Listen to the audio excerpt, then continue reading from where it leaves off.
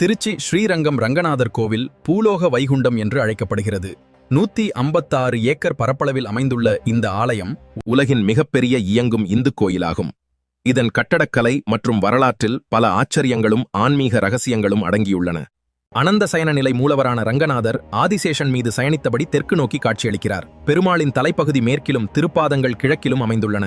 பிரத்யேக மூலவர் திருமேனி. பெருமாள் சிலை கல்லாலானது அல்ல, மாறாக புனுகு, ஜவ்வாது, சாம்பிராணி மூலிகைவை சேர்ந்த தைலத்தால் செய்யப்பட்டது. இதனால் மூலவருக்கு திருமஞ்சனம் செய்யப்படுவதில்லை. மாறாக வருடத்திற்கு ஒரு முறை புனுகு தைலம் மட்டுமே சாத்தப்படுகிறது. தேயும் பெருமாள் செருப்புகள். உற்சவர் பெருமாளுக்கு தினமும் புதிய செருப்புகள், காலணிகள் அணிவிக்கப்படுகின்றன. அவை தேய்மானத்திற்கு பிறகு திருக்கோட்டாரம் என்னும் பகுதியில் உள்ள தூணில் பக்தர்களின் பார்வைக்கு வைக்கப்படுகின்றன.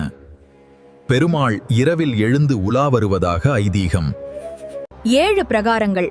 இந்த கோவில் 7 பிரகாரங்களை திருமதில்கள் கொண்டுள்ளது. இது மனித உடலின் 7 சக்கரங்களை அல்லது